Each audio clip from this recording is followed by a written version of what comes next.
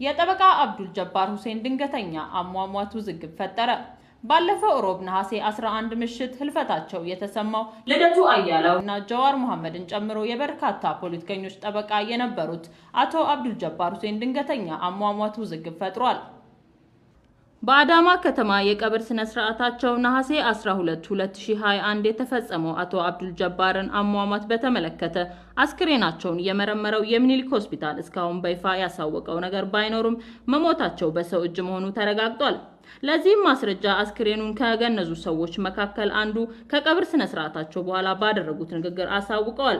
በተጨማሪም አስክሬናቸውን የሚያሳየው ተንቀሳቃሽ ምስል በስለት የተወጋ እስከ 10 ሳንቲሜትር የሚገመት የጭንቅላታቸው የኋላ ክፍል ስንጥቅ ሲደማ ይታያል።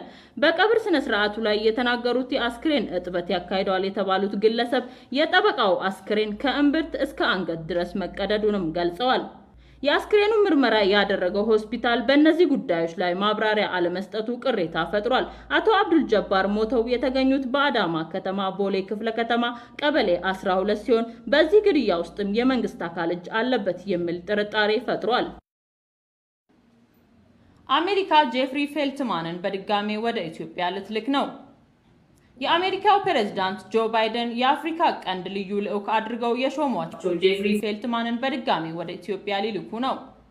የፕሬዝዳንት ባይደን የብሔራዊ ደህንነት አማካሪ ጃኪ ሱሊቫን በትዊተር ገጻቸው ላይ በዚህ ወሳኝ ወቅት ፕሬዝዳንቱ ልዩ መልእክተኛ ፌልትማን ወደ ኢትዮጵያ እንዲመለሱ ጥያቄ አቅርበውላቸዋል ሲሉ አስፍረዋል።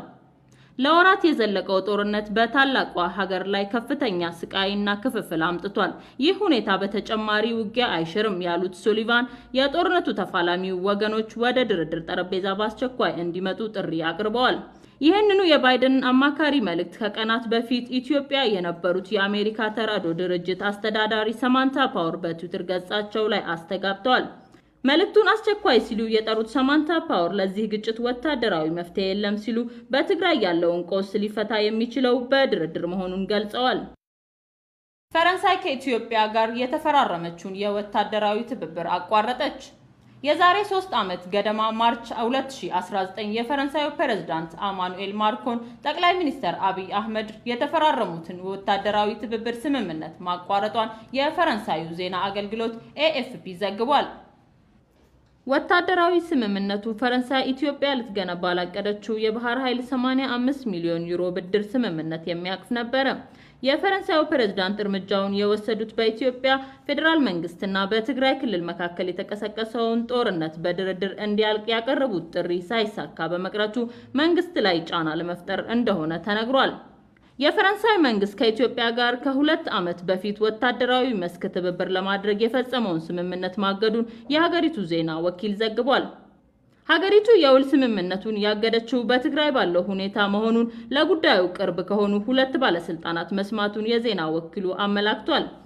ታግዷል የተባለው የሁለቱ አገራት ስምምነት ጠቅላይ ሚኒስትር አብይ አህመድ እና የፈረንሳዩ ፕሬዝዳንት ኢማኑኤል ማክሮን ከ2 ዓመት በፊት ያደረጉት መሆኑ የተገለጸ ሲሆን በስምምነቱ መሰረት ፈረንሳይ ኢትዮጵያ ለምታቀደው የባህር ኃይል ግንባታ የሚውል 85 ሚሊዮን ዩሮ ትሰጥ ነበር። የሐምሌ ወር በዓለም ታሪክ ሞቃታማ ወር ሆኖ ተመዘገበ። የአሜሪካ የፌደራል ሳይንሳዊና የቁጥጥር ኤጀንሲ ያሳለፍነውን ሐምሌ በዓለም በታሪክ ውስጥ እጅግ ሞቃታማ ወር ነበር ሲል አስታውቋል። የሐምሌ ወር የመሬትና የውቅያኖስ ወለል የሙቀት መጠን ተደምሮ 0.93 ዲግሪ ሴንቲግሬድ የተመዘገበበት ሲሆን ይሄም ከ20ኛው ክፍለ ዘመን አማካኝ ሙቀት ከሆነው 15.8 ዲግሪ የበለጠ ነው። የዓለም ሙቀት መለካት ከተጀመረበት ካለፉት 142 ዓመት ወዲህ ይህ ከፍተኛው የሙቀት መጠን ነው ተብሏል። ባለሙያዎች የክስተቱ ምንጭ የአየር ንብረት ለውጥ በረጅም ጊዜ እያስከተለ ያለው ተጽዕኖ እንደሆነ ያሳሰቡ ይገኛሉ። የአሜሪካ ብሔራዊ ውቅያኖስና የአካባቢ አየር አስተዳደር በመግለጫው ላይ በሐምሌ ወር የታየው ሙቀት የማይስተካከል ልዩነት ሲል ገልጾታል። የተቋሙ አስተዳዳሪ ሪክ ስፒንድራድ በአየር ንብረቱ ለውጥ ሁኔታ አዲስ ሪከርድ ማለት በጣም መጥፎ ቦታ ነው ብለዋል። ይህ አዲስ ሪከርድ የአየር ንብረት ለውጥ የዓለማችን ያስቀመጠውን እጅግ የሚያሳስብ ጉዞ ያሳያል ሲሉ ሪክ አክለዋል። ከዚህ ቀደም ታላቁ የሙቀት መጠን የተመዘገበው እንደ አውሮፓውያን አቆጣጠር በ2016 ሲሆን አዲሱ ደግሞ ከዚህ በ0.1 ከፍ ያለ ነው። በሰሜናዊ የመሬት ሙቀት አማካኝ ታይቶ የማይታወቀው 1.54 ዲግሪ ከፍ በማለት እንደ አውሮፓውያን አቆጣጠር በ2012 ከተመዘገበው በልጧል። በተመሳሳይ ሐምሌ ለኤሽያ ሀገርም በታሪክ ሞቃታማው ወር እንደሆነ ከአውሮፓውያኑ ሐምሌ 2018 በኋላ የአውሮፓ ሁለተኛው ሞቃታማ ወር በመሆን መረጃው